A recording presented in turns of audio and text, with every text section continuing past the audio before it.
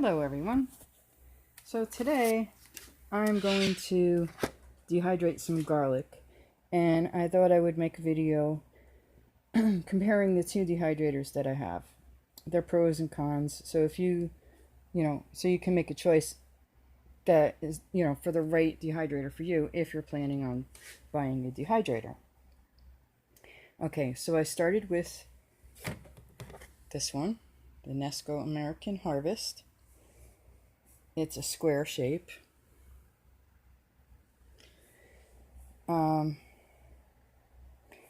Because I chose the square shape because I figured it had more room than the round ones. These are all my opinions. I'm not getting paid to sell either of these, so the reason I bought this one is because I really was tired of wasting food. I buy food on sale, and sometimes, it goes bad before I get to use it, and I'm not really a freezer burn person. So, like my garlic would dry up and my onions would rot or start growing. Anyway, because I figure it's better to buy a bag of onions for the same price as one onion. Anyway, that is what inspired this purchase. What I really like about this one is that I can use only 4 trays. 1, 2, 3, 4. So if I have just a little bit of stuff to do, I can use this one. Or you could add trays, which are sold separate, by the way. And I think you can use up to 10. Okay. So I can do small batches or large batches. It has temperature control, 95 degrees to 160 degrees. Some or maybe most of the cheaper brands out there do not have temperature controls, so you have to really keep an eye on the food that you're dehydrating. It also has the motor fan on top, so there's no need to worry about food. Sorry, I have notes here. Food dropping onto hot coils and burning. Okay, I've had it for a long time. I'm guessing like 7 or 8 years now. It has dehydrated a lot of food and herbs for me. So what I don't like about it is there is no on-off switch. That I really don't like. Hopefully that won't fall. I'm using my canning cart again. I also don't like that there's this hole in the middle. So when you're drying stuff and you're using parchment paper, or even the screens that come with it, when you try to lift it up, there's you risk the food slipping through the middle. It's not really a big thing, but sometimes I don't have patience for things. So, and also, having fibromyalgia and having to lift the motor off to check food and lift trays to rotate them, it can be a pain, and it is best to rotate your food. So while I'm standing here, these are fruit roll-up trays that also are sold separately. Everything is sold separately these days. Okay. Other than that, I think this is a great one. I got around the on-off switch by using one of these doodads.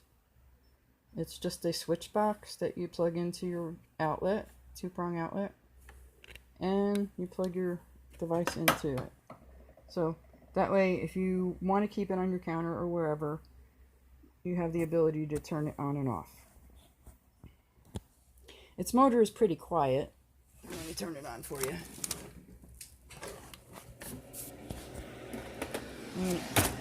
None of them are going to be silent, but it is pretty quiet.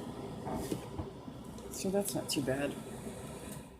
It's a plus.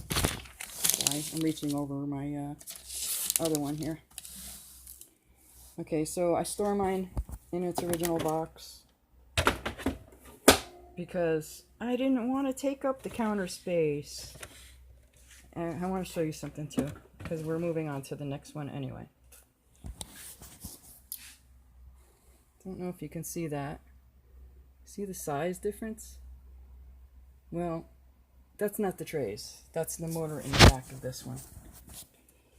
Okay, so this one, the Nesco, I think was about $80.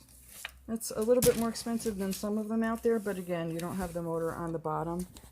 The motor is on the top. You don't have to worry about it in food burning. So then, since I was dehydrating a lot, and I was inspired and watching dehydrating videos, I was inspired to buy the Cadillac. The Excalibur. See that? I thought it was like the best thing in the world. And actually it is a pretty good, it is very good. I'm not complaining about it. I'm just saying that, yeah, if you watch enough videos, you can be convinced to buy anything. Anyway, what I like about it is that the trays slide into the in and out, no lifting.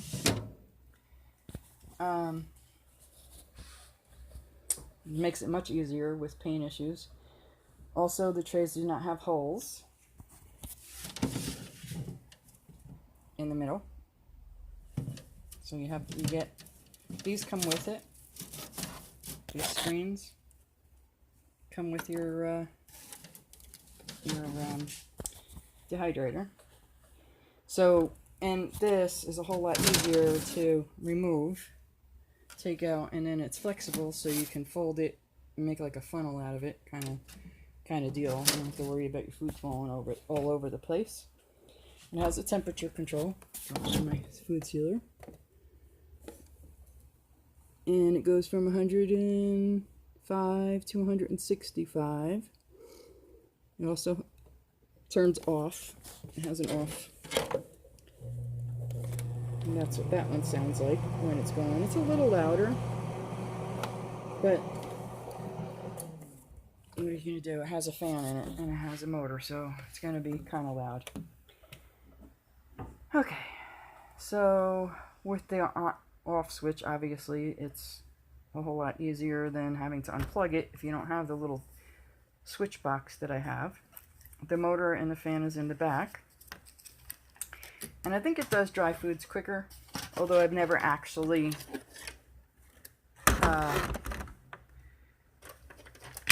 compared it. I know I've never actually compared it. Okay, so I showed you the size difference on the outside.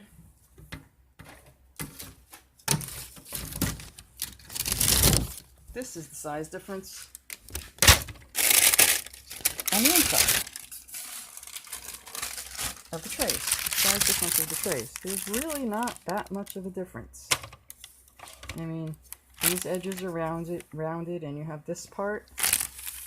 But for the most part, I would say they're pretty much exactly the same.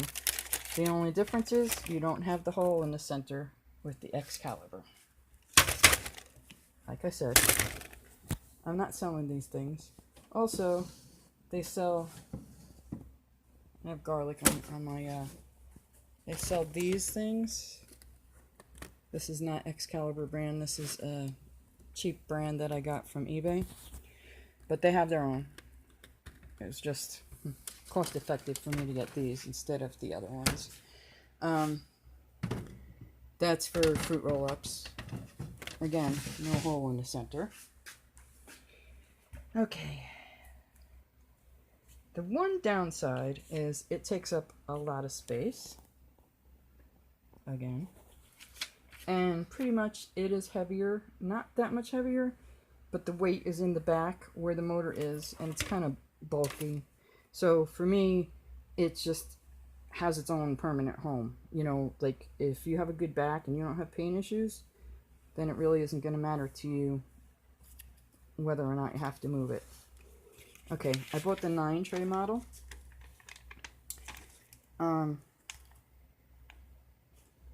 So You know, because at times I have a lot of stuff to dehydrate. And like I said, the motor tends to be a little bit louder.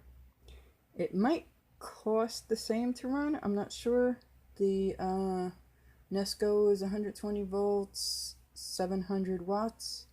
And I believe the Excalibur is 120 and 600 watts. So it might cost actually a little less, but I'm not sure. But price-wise, the Excalibur is $200. But you have the advantage of no stacking and unstacking. You don't have to lift it all the time. You slide the trays in and out. They make smaller models. I think there's a 5-tray one as well. And also with the Excalibur, you can make yogurt in it, which I've never done yet. I have a yogurt maker. I might just try making it in the Excalibur to find out how well it works. So I just wanted to show you the pros and cons to both. So if you're looking to buy a dehydrator, you have an idea. For the money, I really like the Nesco. It's, you know, like I said, it's about $80, but you know, it lasted me 7-8 years. It's still going. So, and this one is $200. So, but for the ease of use, I would definitely recommend the Excalibur. Anyway, I'm dehydrating garlic like I showed you. That's it. I'm just slicing it up, throwing it on the dehydrator. I'm putting it on the flexible stuff because I don't want it to stick to the plastic. Sometimes it sticks to the plastic. Anyway, have a great day. I hope that helps somebody out there. Talk to you soon. Bye.